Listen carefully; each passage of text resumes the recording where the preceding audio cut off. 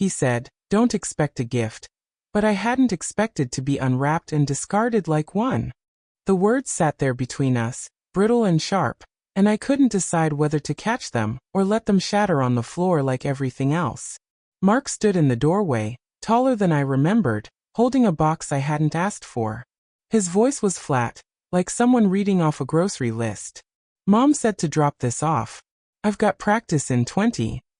He didn't step inside. I shifted my weight, one hand gripping the edge of the door like it could steady more than my balance.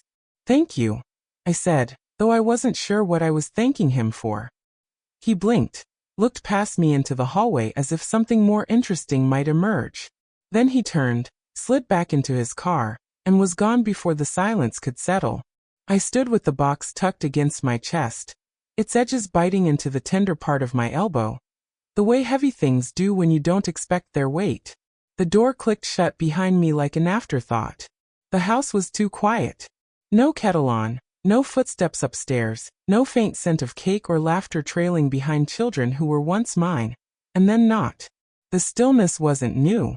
It had crept in slowly over the years, polite at first, missed calls, forgotten invitations, but it had grown bold now, settled into the wallpaper. I breathed in, slow and shaky. In the kitchen, I set the box on the table I had polished that morning, out of habit more than pride. It still gleamed, despite the years and the elbows and the heat rings from mugs long since chipped. I poured myself a cup of tea, reheated from earlier, and cradled it in both hands like something sacred. The box stared back at me. I let it sit there while the tea cooled. My birthday had started with a voice message from Anna. "Hey Mom, we're just slammed today. Jake's got a work call, and Mark's football banquet is later. Maybe next weekend? Love you." It wasn't mean. But it wasn't warm either. They used to sing. Even if it was off-key and too loud, they used to sing. I touched the lid of the box. The cardboard was soft at the corners, slightly dented, like it had been moved from one place to another too many times. I lifted it. On top was the blue crocheted blanket I had made for Mark when he was a baby, soft as breath, still holding the shape of his infant weight in the way all handmade things do.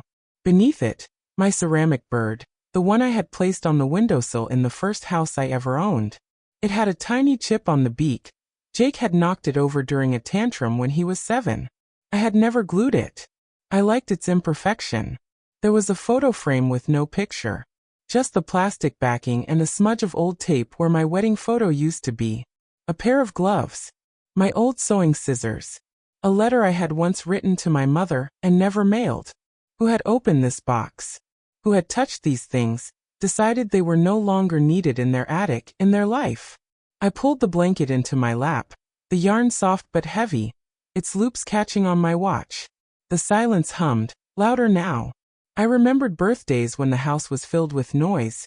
Anna spilling juice on the tablecloth, Jake trying to balance forks like circus tents, my late husband singing, "Happy Birthday" twice because the first one wasn't enthusiastic enough. I had baked my own cake, always. Chocolate with coffee frosting. The kids would fight for the corner pieces. I looked at the box again. No cake this year. I rose and made myself toast, buttered both sides out of spite. The knife clinked against the plate, the only sound in the room. I watched the butter melt and imagined the sun warming a bench somewhere I hadn't sat in years. Maybe tomorrow I'd walk to the park. Maybe I'd sit and not apologize for taking up space. A soft knock echoed in my memory, not the one from earlier, but from years ago. Jake's little fist rapping on my bedroom door the night his dog died. He had crawled into my bed, shivering, and whispered, "I don't want to lose you too." I had held him so close my arms ached. That same boy now couldn't call. I finished the toast without tasting it. The crumbs stuck to my fingers, the butter greasing my thoughts. I placed the gloves on the side table near the door, set the ceramic bird back on the sill, right where it used to live. The chip still faced forward. I didn't cry. That surprised me. I think, in some corner of myself, I had known this day was coming. Not my birthday, but the realization that I had been quietly removed from the center, replaced by their lives, their meetings, their children. Not with malice, just with efficiency. I gathered the last item from the box, a A folded piece of paper. A grocery list, written in my own hand, with small hearts next to Mark's cereal and Anna's favorite tea. I had kept it, maybe once intending to frame it, to remember how love lived in errands. I looked at my reflection in the window. My hair was neater than I expected. My eyes were tired but not empty. If I've been boxed away, I whispered to no one, maybe it's time I unpack who I really am. I folded the blanket neatly and rose from the table, leaving the box half full on the kitchen floor. A quiet relic of who I used to be in someone else's story. Tomorrow, I would begin sorting the things I had kept buried even from myself. The blanket sat on the arm of the couch, folded neatly, as if it belonged again. But the box still waited, half filled and heavy with things they had once borrowed and now returned. Not out of reverence, but to make space, somewhere else. I didn't rush. I made tea, weak and oversteeped, and carried it into the living room where the late light painted everything with a kind of quiet resignation. I sat, knees creaking, and pulled the box closer. The first thing I reached for was a glass perfume bottle. Empty, cracked near the base. My mother had given it to me when I turned 18, telling me a woman should always leave a little mystery in the air. I hadn't worn perfume in years, not since Harold started chemo. Scents made him sick. It's funny, the things you surrender without noticing. Little things. Yourself, mostly. Next came a silk scarf, cream, with faint rose patterns worn into near invisibility. Anna had worn it to her first art show, her hands trembling as she hung her canvases. She had borrowed it from me that night. She said it made her feel like she belonged in the crowd of polished strangers and wine glasses. I never asked for it back. Somehow, it had returned anyway, without explanation, tucked under the perfume like a secret. I lifted a man's wool cap, soft from wear. Harold's. Faded navy. The same one I had held to my face in the hospital waiting room while machines beeped behind a closed curtain. My thumb found the threadbare patch at the edge, and I felt it again. The cold chair, the nurse's apology, the finality of being the last one to walk out of a room. I placed it beside the scarf, gently. Then there was the letter. It was pale and creased, the envelope curled at the edges with time. My name written in my own hand. No stamp. No adresse. My throat tightened. I slid a finger beneath the flap and opened it. The handwriting inside was mine, only younger. Loopier, more eager. It began without greeting, as if I'd intended to cut right to the marrow. You keep waiting for permission, don't you? To be bold, to be selfish, to say no. But no one's going to hand it to you. Not your children, not your husband. Especially not time. You have to take it. You have to choose your own voice over the quiet approval of others. I stopped reading. I remembered now. I had written it one morning after a fight with Harold. He had forgotten our anniversary. Again. Not out of malice, just Haroldness. I'd sat in the kitchen, furious and sad, and wrote this as a way to scream without making a sound. I never gave it to him. I didn't even know I'd kept it. I folded the letter slowly, my hand steadier than I expected, and tucked it under the cap. I needed time to feel what it meant to hear myself speak again. Beneath the envelope was a photo album. The spine was cracked, the front labeled only in blue pen, 1975. That year. I rested the album on my lap and flipped it open. The first photo was of the beach. Anna, 3 years old, covered in sand, Harold holding her by one arm while Jake, still an infant, screamed in the crook of my elbow. I remembered the heat, the smell of sunscreen, the way Harold had laughed and said, "Why do we do this to ourselves?" But I'd smiled anyway. Because that's what I did then. I smiled through everything. The next page was our old house. The porch I painted by hand while both kids were at school. A birthday party where I wasn't in any photos because I was the one taking them. A picnic under a tree I couldn't name. And then, a shot of me. Rare. I was sitting in a lawn chair, looking straight at the camera, my mouth open in mid-laugh. My hair was longer, the gray barely visible. There was something wild in my eyes I hadn't seen in years. I closed the album. Not because I was done, but because I needed to sit with the feeling it brought, the ache of recognition. I placed it gently on the table. Then I noticed the last paper at the bottom of the box. Not folded. Not yellowed. Crisp, heavy stock. Legal-sized. I frowned. I reached for it with the same unease one uses when checking for a fever. Already knowing what you'll find, but hoping you're wrong. It was a deed transfer. My house. The little one I'd moved into after Harold passed. The one I paid off in bits and pieces from my substitute teaching, crochet commissions, and careful budgeting. The one I thought I still owned. The signature was mine. But I didn't remember signing it. My heart didn't pound. It stilled, like a held breath. The transfer date was almost 2 years ago. To Anna's name. I stared at it, rereading it like a line in a novel I didn't understand. My name. Her name. Legalese in between. Had I signed something after my surgery? During recovery? There had been papers, yes. She had helped. She had said, "Don't worry, Mom, it's just the insurance. I'll sort it."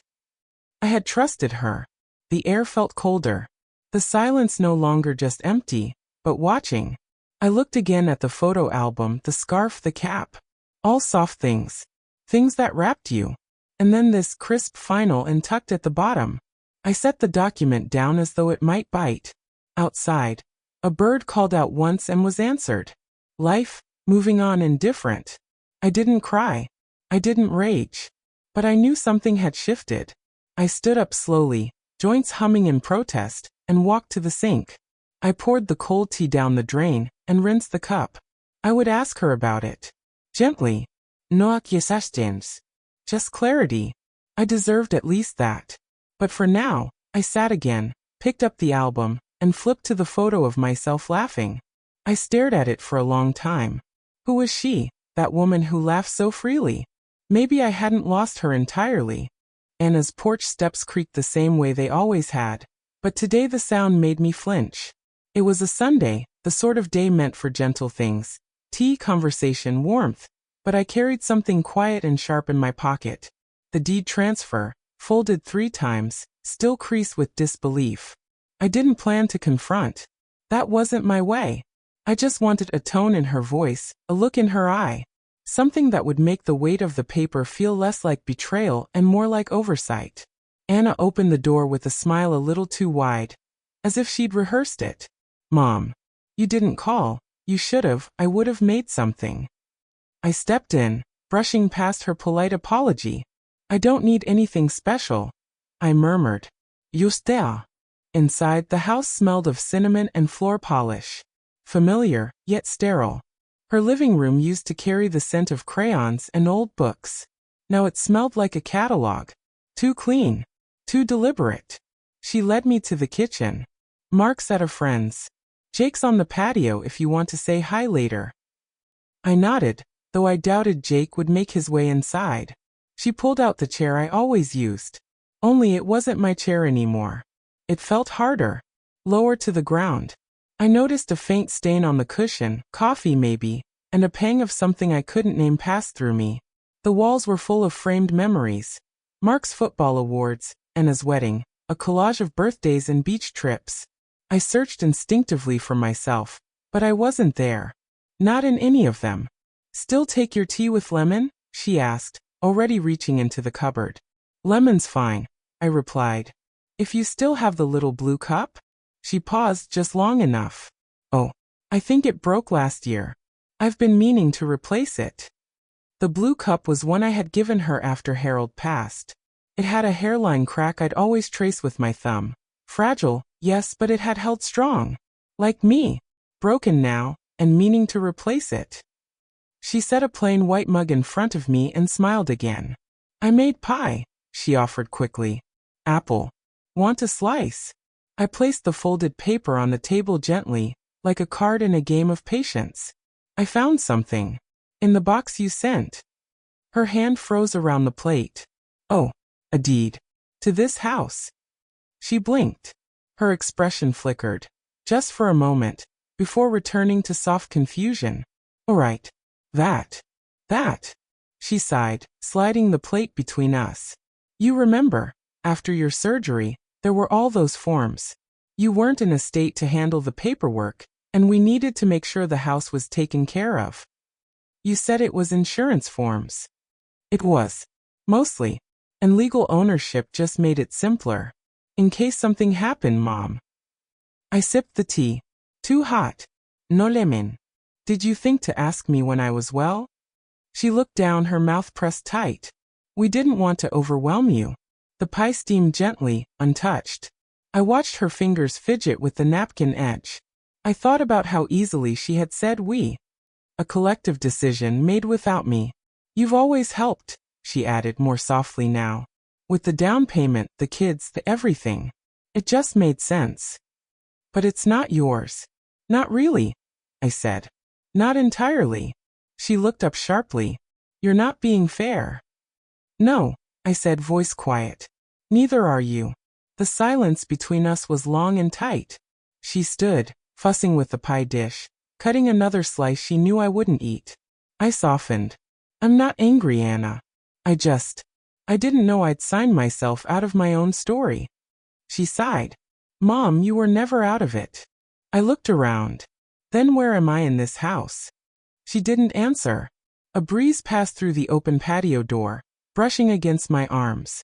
It carried the sound of Jake laughing at something on his phone. Outside he lived. Inside I sat like a ghost.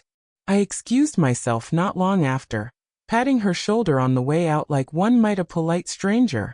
She handed me a Tupperware of pie. I took it without comment. Back home, I didn't turn the lights on. I walked to my bedroom and opened the bottom drawer of my nightstand. It held 3 leather-bound journals, each soft with age, edges curled like old leaves.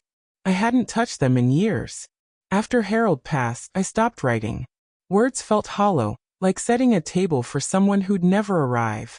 I opened the one marked 1993, the year Jake started high school. The year I almost left Harold. That entry came mid-June. I stood in the hallway with my keys in my hand and no idea where I'd go. He'd forgotten our anniversary again. Anna told me to stop expecting so much from everyone. Maybe I do. Maybe I shouldn't. But shouldn't someone expect something from me? Shouldn't I expect something from myself? I remembered that night. I had packed a bag. I'd put it in the trunk. I drove 2 blocks and sat there in the dark, then drove back, parked, and unpacked silently. I flipped forward to October. Mark made a fort out of the dining chairs. He asked if I could stay inside it with him. We sat for an hour reading picture books by flashlight. I cried when he fell asleep, but not loudly. I didn't want to wake him, or myself. The writing faded toward the end of that year. Smaller entries. Fewer pages. By the time the final journal began in 2001, the handwriting had changed, stiffer, more tired. I used to want things. Now I want peace. I used to fight to be heard. Now I just want to be let be. I closed the journals gently, like tucking away a fragile part of myself. The living room clock chimed 7. I hadn't eaten the pie. I lit a small lamp and stared at the folded paper again. The deed. My signature. So neat. So obedient. I didn't know whether Anna had meant to deceive me. I believed she thought it was practical, logical, safe. But even kindness, when done without consent, bruises. I wasn't angry, not exactly. But something else had taken root. Not outrage, not sadness. Clarity. I wasn't at the center anymore. And maybe I hadn't been for years. But I was still here. Still breathing, still remembering, still capable of choosing.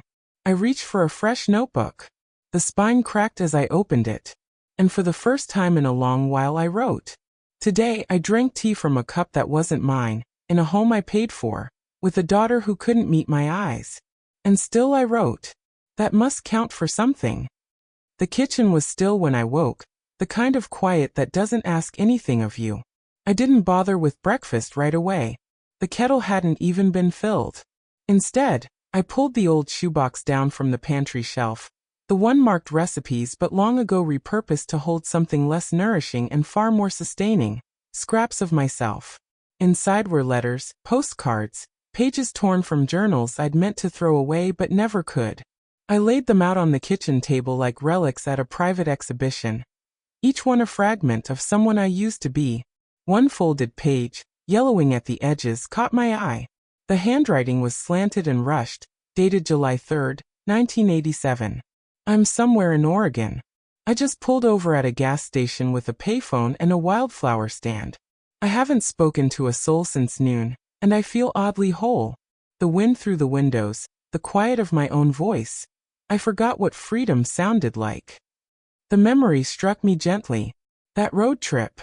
I had taken it after Harold's mother passed. I needed space, and for once I took it. I remembered the winding roads, the way I'd sung along to the radio with the windows down. I had driven with no map, no destination, just the borrowed belief that the world would hold me up. That week had been a rebellion in silence, and it had tasted like sweet coffee in truck stops and the freedom to say no to every plan. I smiled, despite myself. Somewhere along the line, I'd tucked that woman away like a delicate blouse I no longer felt bold enough to wear. Another paper, this one torn from a small journal, was covered in ink smudges. Harold doesn't see me lately. Not in the way I want. He says thank you when I cook, but he doesn't ask how I'm doing. Maybe he never did. Maybe I never taught him to. My thumb brushed the edge of the page, the corners curling inward like the arms of someone bracing for cold. I remembered that season too. The early 90s. I was always tired. The kids were loud, Harold was distant, and I tried so hard to be enough for all of them. I filled every day with tasks, cleaning, driving, working part-time, smiling. I was always useful, but rarely seen. The letter at the bottom of the pile stopped me, not because of what it was, but who it came from. Harold. It was written in his blocky, stubborn hand on lined paper. No envelope. Just a folded sheet labeled, to be opened someday. I unfolded it slowly, careful not to tear it. I don't say things right. I know that. I've spent too much of our marriage thinking showing up was enough. But I've been watching you. You moved through this house like a ghost of the woman I met, and it's my fault. You gave everything and I let you. I regret not asking more, not seeing more. If I go before you, I hope you find your way back to yourself. You deserve to be loud again. I pressed the paper to my chest and closed my eyes. It was not a perfect apology, but it was more than I had ever expected from him. And now, long after his absence had settled into every corner of this house, his words reached me like a lantern in the fog. I lit the kettle then. Let the familiar clatter of the lid and the hum of heat bring me back to the present. My fingers itched for a pen. On the kitchen counter sat the new notebook I'd cracked open the night before. Its pages were crisp and expectant. I brought it to the table, sat with a fresh cup of tea and wrote. I miss the sound of my own laugh when I'm not being polite. I miss long walks without a purpose and the way I used to sing in the car when no one was watching. I miss wanting things. I think it's time I start again. The words felt stiff, uncertain, but honest. Like stretching after a long sleep. I flipped through more scraps. Notes about the kids, about dreams I'd had but never chased. There was a watercolor sketch of a house by the sea I used to imagine retiring in. I had drawn it after reading an article on coastal living. I never showed it to anyone. It felt selfish. Now it felt sacred. Each page I unearthed reminded me that I hadn't been invisible to myself. Just quiet. Tucked away, like everything else in that box. I found a list I had written years ago. At the top in bold ink. Things I still want to do.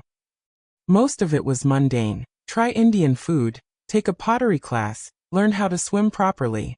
But one line made me pause. Talk to someone who doesn't know me as Mom or Mrs. Ellis, just as me. I touched the edge of that line, and something inside me stirred. A wanting I hadn't let myself feel in years. The clock ticked softly in the corner. It was still early. The streets outside would be empty enough to walk without seeing too many people. Maybe I'd go to the library. Or just the cafe down the street. Just to sit. Just to be. I stood and stretched, feeling the joints complain but obey. I gathered the old pages, slid them back into the box, and placed it on the counter. Not hidden. Not shelved. The past wasn't meant to be forgotten.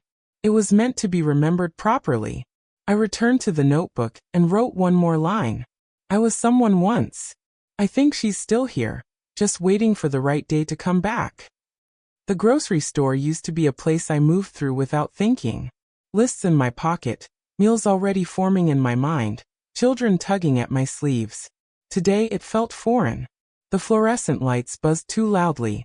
The carts were clunky and cold. And the aisles, lined with decisions I hadn't made for anyone but myself in years, felt like small battlegrounds. I didn't even need much. Just milk, bananas. But I wanted out of the house. Out of the words I'd unearthed in old notebooks. Out of the silence that grew heavier with each page I turned. The cart wobbled as I pushed it, while catching on the grout of the tiled floor. I was halfway through the produce section when I heard my name. Evelyn? Is that you? I turned, startled. A woman stood at the end of the aisle, short and round, her face framed by frizzy curls and glasses slipping down her nose. Mrs. Alvarez? I asked, blinking. She grinned. It is you. Goodness, I haven't seen you in 5 years? Maybe more. At least, I said, trying to smooth my surprise into a smile. She walked over, her arms already halfway into a hug before she remembered herself, and simply patted my elbow instead. You look lovely. Always did carry yourself like a movie star. I laughed softly. That's generous. No, it's true. I remember you at the neighborhood block party. Had that wide-brimmed hat, remember? Harold kept bringing you lemonade like you were royalty. I did remember. It was the last time I felt more admired than needed. Mrs. Alvarez tilted her head. Still at the same place? I am. You should come by sometime, she said. We've started a little book group. Nothing fancy. A few of the old crew, a couple of new faces. We meet on Wednesdays at the community hall. I hesitated. I haven't read anything new in years. That's all right. Half of us don't even finish the books. We mostly talk about our kids, the news, how we're tired of our joints making more noise than our mouths. She chuckled. I smiled. Something inside me tugged. Gently, like a thread being pulled. I'll think about it, I said. You do that. It's good to be seen now and then, Evelyn. Even if it's just to sit in a room where no one needs anything from you. That line followed me through the next 2 aisles like perfume. I picked up a box of chamomile and a new journal before heading to checkout. As I waited in line, I spotted a teenage boy ahead of me arguing over expired coupons. The cashier, a girl no older than 20, handled him with kindness and patience. When it was my turn, she greeted me with a bright, unguarded smile. How's your day going? She asked. I blinked. Quiet. Sometimes quiet's good, she said, scanning my items. I like the journal. Pages that don't judge you. I looked up, surprised. That's a lovely way to put it. She laughed. Learned that from my grandma. She writes poems in hers. I found myself leaning slightly closer. Does she share them? Oh, never. But she lets me read the ones she doesn't tear out. Her eyes twinkled. I think she's braver than she knows. There was something in the way she said it that made me feel known. Not pitted. Not dismissed. Just acknowledged. She handed me my receipt. Hope your evening's cozy, ma'am. I nodded, suddenly wishing I could tell her how much those small words mattered. But I just said, thank you, and left. Outside, the air had cooled. Clouds stretched across the sky like worn lace. I walked slowly, grocery bag swinging lightly in my hand, and felt something inside me settle. Not peace exactly, but presence. At home, I put the milk away, set the bananas on the counter, and placed the journal beside the kettle. I didn't open it yet. Instead, I sat at the kitchen table, turned the tea bag in my mug, and thought of Mrs. Alvarez. Of Wednesday afternoons. Of a room where no one needed anything from me. Just a chair, a cup, a voice. I thought of the cashier, Lily her name tag had said, who reminded me that being seen didn't always require history. Sometimes it just took curiosity. For the first time in a long while, I didn't dread the coming days. There might be something waiting beyond these walls. Not dramatic. Not life-altering. Just something honest. Unforced. Maybe I'd go to that book group. Maybe I'd read a book. Maybe I'd bring my journal, and not tear out the pages. The community hall still smelled faintly of varnished wood and old coffee. That hadn't changed.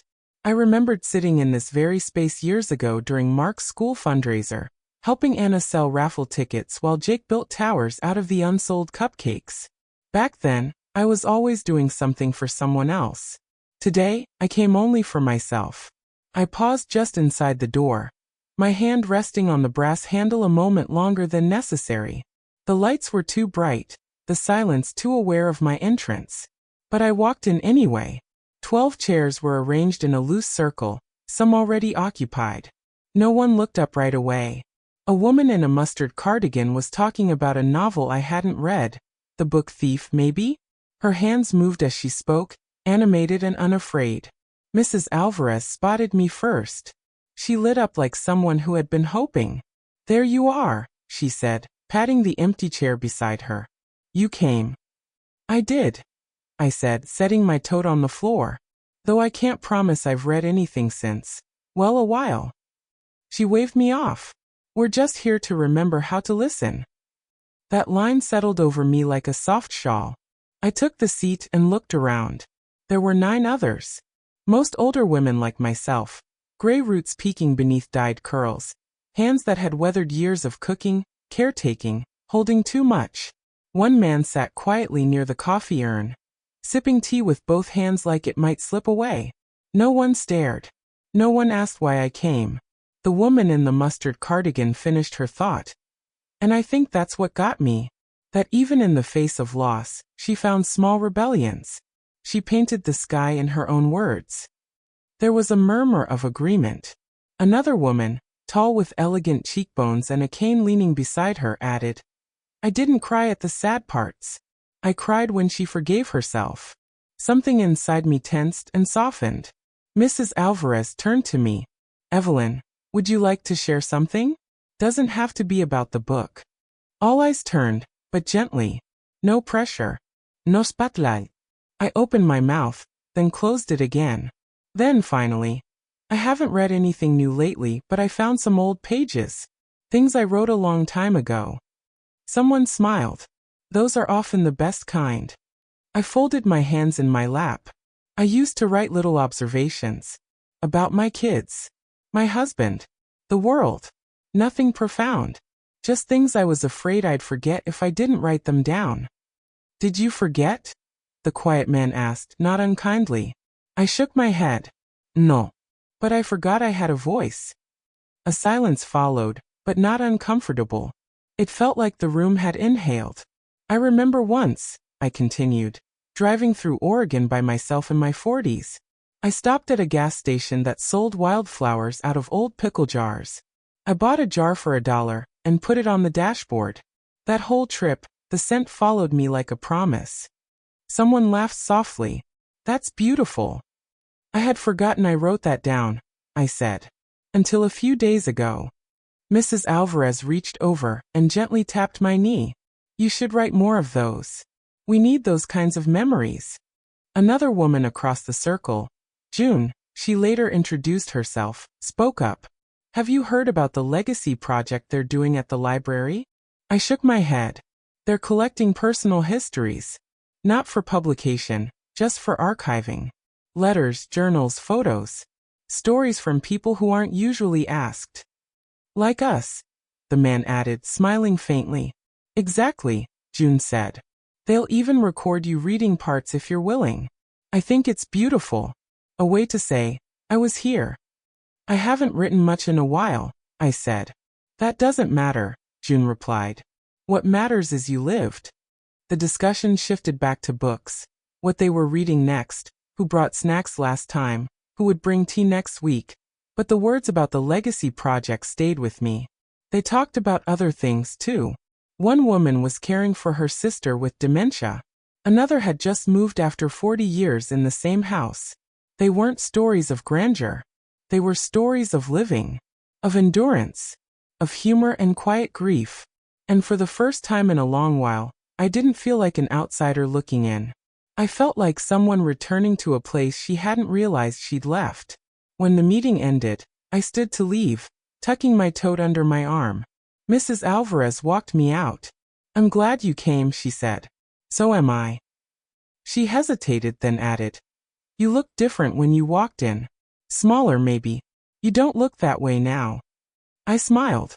I think I forgot how to take up space. You took up just the right amount tonight. Outside, the sky had darkened, clouds rolling like slow waves. The air was cool but not unkind. At home, I placed my keys on the table and opened the journal I had bought at the store. I didn't write about the book club. Not exactly. Instead, I wrote. Tonight, I sat in a circle of strangers and remembered how to be seen. I said something and no one flinched or turned away. Someone even laughed. Not at me, but with me. I think that's what I've missed most. The freedom to speak without apologizing. I closed the notebook, hands warm around the cover. That flicker of curiosity, about the legacy project, about telling my story, was no longer a flicker. It was a steady flame. Not burning for them. Not for Anna. Not for history. For me. The house was quiet again. Quiet in the way that made every sound louder. The ticking of the kitchen clock, the faint hum of the refrigerator, the creak of the floorboards under my slippers. It was nearly midnight. The air had a chill to it, not from the weather but from the stillness of everything settled. I sat at my old desk in the corner of the bedroom, the one Harold had built for me when I first mentioned wanting a place of my own to write. That was over 30 years ago. I had used it for paying bills, holiday cards, grocery lists, but never what I had really meant to use it for. Until now. The lamp cast a warm, yellow pool of light over the desk, illuminating the smooth pages of the journal. Blank still, but not for long. I held the pen above the page for a few moments longer than I intended. Fingers curled, uncertain. Then with a steady breath I began. My name is Evelyn Grace Ellis. I was born in 1947 in a town so small it didn't make the maps. My mother had a laugh that startled people, and my father rarely smiled, but when he did, it made you feel like the whole world had forgiven you.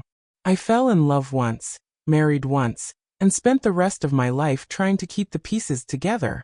This is the story no one asked me to tell, but I'm telling it anyway. The words came slowly at first, like water from a rusted tap. But once they started, they didn't stop. I wrote about the first time Harold touched my hand. Not when he proposed, not when we danced, but when we reached for the same can of beans at a market on a rainy Saturday. I remembered the way our fingers brushed and how my whole arm tingled. I wrote about how I knew even then that he would never be the romantic one, but that he would show up when I needed him, until eventually, he stopped knowing when I did. I wrote about the miscarriage we never talked about. The baby whose name we never chose. I wrote about the silence that came after, and how I folded laundry while pretending everything was fine, because it had to be. I wrote about wanting to go back to school when Anna turned 10, and how I dropped the idea after Harold said, "Now? At your age?" I wrote about how I nodded and smiled and said, "You're right," and then cried in the laundry room for 2 hours with a towel in my mouth. I wrote about all the places I wanted to visit, the ones I used to circle in travel brochures. The Amalfi Coast, Kyoto in the spring, the red rock deserts of Utah. I never even asked. I thought wanting quietly would be enough. And as I wrote, I realized how much of my life had been lived in parentheses. Side notes. Footnotes. Margins. Important, but not the story itself. I had spent decades supporting everyone else's chapters, cheering them on, holding their coats, patching holes in their pages, without ever writing my own. The truth was, I didn't know if Anna or Jake had ever asked who I was before I was mom. I wasn't even sure if they knew I loved jazz, or that I used to dream of owning a bookstore cafe, or that I had written poems once. I wasn't angry at them for not knowing. I was just sad they had never thought to ask. But now I was writing it anyway. Each word I penned felt like reclaiming something. A memory. A piece of voice. A pulse. There were no flourishes, no grand metaphors. Just me, plain and honest. I wrote until my hand cramped. Then I stretched, rested, and wrote more. There was something freeing about not writing for anyone else's approval. Not worrying about who would misunderstand or disagree. These words weren't meant for my children. Not yet. Maybe not ever. They were for me. For the woman who had tucked herself inside casseroles, holiday centerpieces, and school permission slips for so long. She nearly forgot she existed outside of them. I paused only once, when I noticed the corner of the desk had a chip in the wood I hadn't seen before. I ran my fingers over it, remembering Harold sanding this desk in the garage while I stood in the doorway, holding lemonade and watching the light catch the dust in the air like golden snow. He had loved me in his own quiet, failing way. I never doubted that. But he had also disappeared long before he passed. We both had. The clock struck 1. I hadn't noticed how late it had gotten. I closed the notebook, not because I was done, but because I needed to rest. The story would be there tomorrow, and the next day, and the next. As I stood to leave, I caught my reflection in the mirror across the room. My hair was messy, my robe askew, and my eyes looked tired, but they also looked alive. There was something in them I hadn't seen in a while. Purpose. Ownership. I turned off the lamp and walked to bed, feeling the words I had written settle inside me like good bread, solid, warm, real. I didn't tell Anna or Jake about the journal. I didn't mention the legacy project. Not because I wanted to hide it, but because this part, this beginning, was mine alone. After a lifetime of giving everything away, it felt right to hold this close. They didn't need to know, not yet. But I did. And that was enough. It began with the books on the table. Anna walked in on a Tuesday, unannounced, which she used to do often, back when she assumed I had nothing better to do than wait for her. She stepped into the kitchen with a grocery bag and a breezy. Thought I'd drop these off, but stopped short when she saw the 3 novels stacked near the window. Her eyes narrowed slightly, the kind of look one gives to a misplaced item. "You're reading again?" I glanced up from my cup of tea, smiling. "I am. A neighbor loaned me one. Then I joined a book group." She blinked, setting the bag down more carefully than necessary. "Oh, I didn't know." "You didn't ask," I said gently, then sipped my tea. She busied herself with the refrigerator, though she hadn't brought anything that needed cooling. "Well, that's good. Keeps the mind sharp." "It keeps the heart company too," I added, just to see what she'd say. She didn't reply. Instead, she turned and studied me again. "Are those new earrings?" I touched my lobe, surprised she noticed. "They are. A little birthday gift to myself. Took the bus to the market last week." "You took the bus?" Her voice pitched slightly upward, halfway between concern and disbelief. "Yes. The driver was kind, and the sun was warm." Anna frowned. "You should have told me. I would have driven you." I smiled again, this time without apology. I didn't need anything from the store. Just needed to be out. That silence, the second one, stretched between us like a taut string. She broke it by rearranging the bag of apples she'd brought, as if a neater row might steady her thoughts. That night, Mark texted me. "Hey Gran. Mom said you are going out a lot lately. You okay?" I stared at the screen for a long time before responding. "Yes. I'm okay. More than okay, actually. Thank you for asking." He didn't reply. Not right away. A few days later, Anna invited me to dinner. "Just something small," she said. "Jake's coming. Mark will be home too.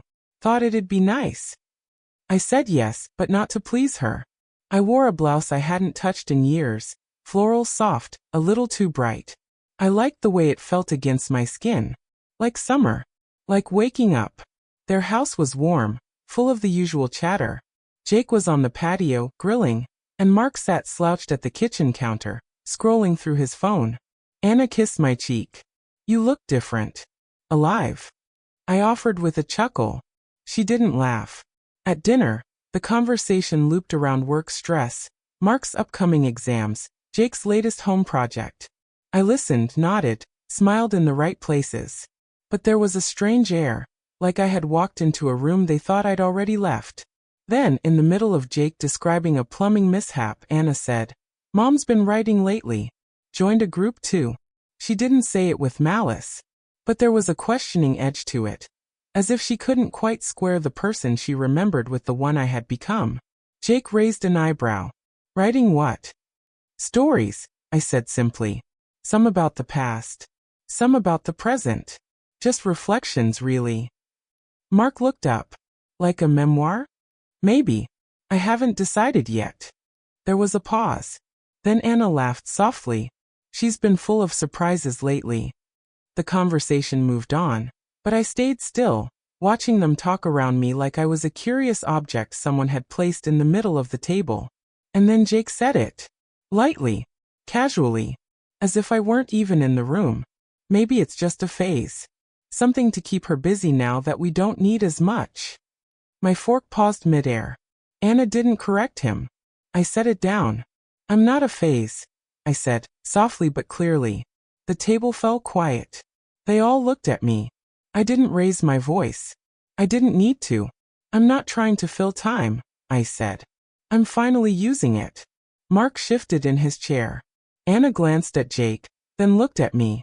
We didn't mean anything by it. I know, I said. That's the problem. No one spoke. I took a breath. I love you all. That hasn't changed. But I won't go back to being background noise in my own life. Jake nodded slowly. Fair enough. The rest of the meal was quieter. Not uncomfortable, just adjusted. Like the room had tilted slightly, and everyone was figuring out where to sit again. When dessert came, I complimented the crust on Anna's apple pie.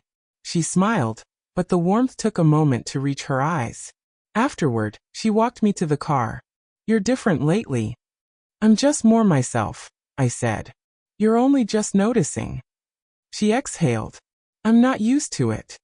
That's okay. I wasn't either. But I like her. Anna nodded. Will you come next week? If I'm free, I said and kissed her cheek. On the way home, I drove with the windows down.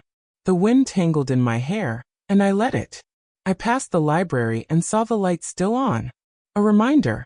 A promise. Back home, I pulled out my notebook and wrote. Tonight, they spoke around me like I wasn't there. But then I said something. And they listened. And maybe for the first time in a long time they heard me. The box had been sitting in the corner of the living room for weeks. Quiet, unobtrusive, half-empty. I'd let it remain there not because I was avoiding it, but because I hadn't decided what to do with it. Not until now. On a Sunday afternoon, I invited them over. Anna, Jake, and Mark. No ekachin, no explanation. Just, I'd like to have you for tea. Anna texted back quickly. Sure, everything okay? I replied. It is. It really is. They arrived together, a little after 4.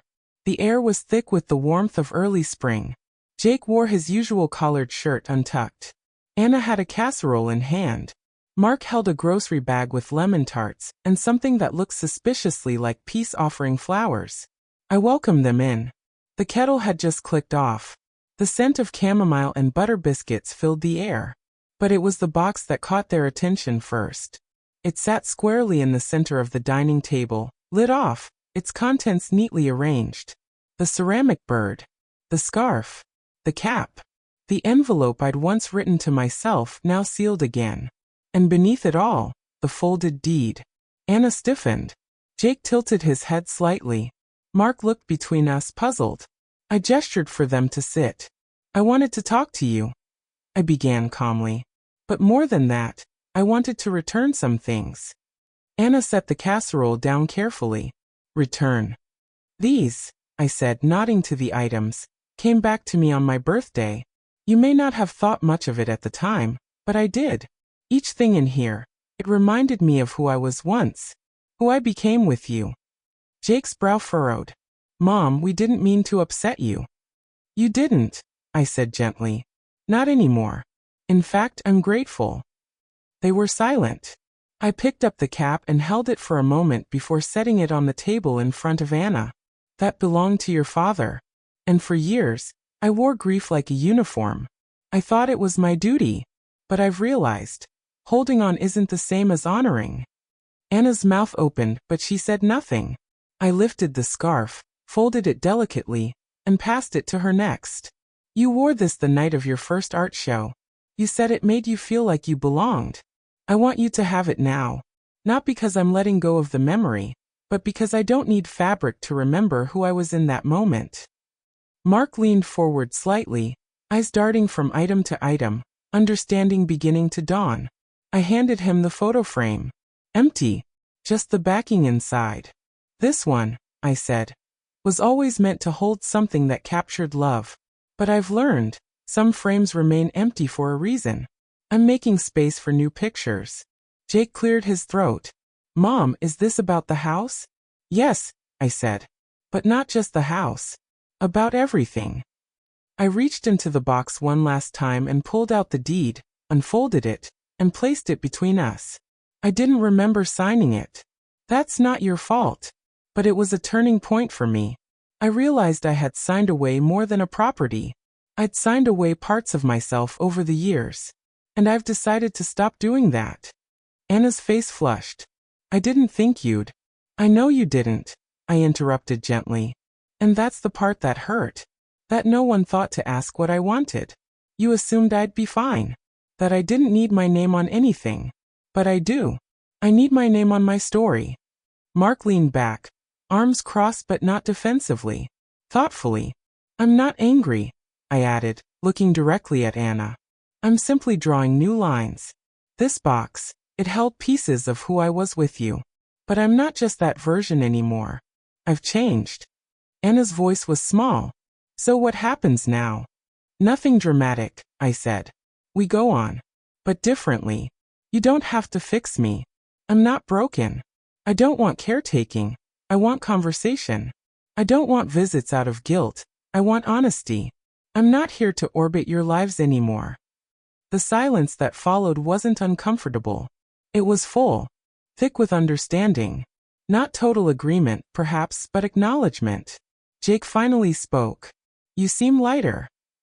I am, I said. I'm writing again. I go to a book group. I took a walk by the lake last Thursday and didn't check the time once. Anna gave a small laugh. A real one. You never used to do that. No, I agreed. I was too busy being who you needed me to be. I'm learning who I need me to be. Mark looked up. What are you writing? Memories. Lessons. Maybe a legacy, though I'm not sure who it's for yet. I'd read it, he said, and for the first time in a long while, his voice was quiet with something like reverence. I smiled at him. That means more than you know. They didn't take everything from the box. Some things stayed, like the letter to myself, the grocery list with hearts. I would keep those. Not because I needed reminders, but because I wanted to remember that I had always been there. Even in silence. As they got up to leave, Anna lingered behind. She touched my hand lightly. I don't know how to be around this new version of you yet. I don't expect you to, I said. I'm still learning her too. She nodded. But I'd like to try. I squeezed her hand. That's all I want. After they left, I sat back at the table. The box was mostly empty now. Just a few items remained, resting at the bottom like echoes. I didn't cry. I didn't need to. I had returned the box not out of resentment, but as an offering, a soft declaration of boundaries, of dignity, of voice. I folded the lid down and slid the box beneath the table, where it would wait quietly, no longer burdened with unspoken things. The morning light filtered through the curtains, soft and golden, the kind that makes everything feel freshly washed, even the air. The house was quiet, but not in the way it used to be. This quiet held peace, not absence. Stillness, not emptiness. It was my birthday again. 79. No calls from Anna yet. No texts from Mark. And strangely, that was all right. I didn't wake up expecting anything from them this year. That was the difference. Not because I'd stopped loving them, but because I had stopped waiting to be remembered by people who didn't always know how. Instead, I had chosen how to spend the day. Every detail. Every person. No one out of obligation. No one out of guilt. At 10 o'clock, Mrs. Alvarez knocked on the door with a wide-brimmed sun hat on her head, and a paper-wrapped lemon cake in her hands. You didn't think we'd let you spend the day alone, did you? She said, sweeping inside like she owned the place. You're early, I said with a smile. Fashionably. You should see the frosting. Lily did it herself. At noon, Lily arrived with a bouquet of wildflowers and a shy smile. She wore her cashier apron over jeans, like she'd run straight from work. I wasn't sure if you liked yellow tulips, she said, but I figured they were sunny enough. They're perfect, I said and meant it. One by one, the others from book group trickled in. June brought tea sandwiches cut into triangles. The quiet man, his name was Leonard, I'd finally learned, brought a small speaker and played soft jazz in the corner. Someone else brought candles shaped like daisies. I don't know who, but they made the room smell like a spring garden. We gathered in the backyard under the large elm tree. The weather was impossibly kind, blue sky, warm air, just enough breeze to make the tablecloth flutter. We laughed. We ate. We passed around stories like dishes, each of us offering something small and sweet. I hadn't felt so present in years. Not just in a room, but in myself. At one point, Mrs. Alvarez tapped her glass with a fork and cleared her throat. We told Evelyn she'd have to read something from her book. Birthday tax. I laughed. It's not finished. Doesn't matter. We want the messy version. So I went inside and returned with a few folded pages. Pages I had written months ago but never shown anyone. I haven't read this aloud before, I warned. Forgive the wobbles. They nodded. I began. I used to think my life was small. Not in value but in volume. I thought if I wasn't the loudest, the brightest, the most seen, then maybe I wasn't really there. But I've come to understand that there's power in the quiet. In the meals made. In the love given without receipts. In the space held for others. And now, in the space I finally hold for myself. My voice shook slightly, but I kept going. I spent decades giving everything, my time, my care, my name, to people who needed me. I don't regret that. But I do regret not asking myself what I needed in return. This story isn't to blame them. It's to remind myself, I was here too. I mattered. When I finished, there was silence. The kind of good, full silence that feels like applause without sound. Then Mrs. Alvarez leaned over and kissed my cheek.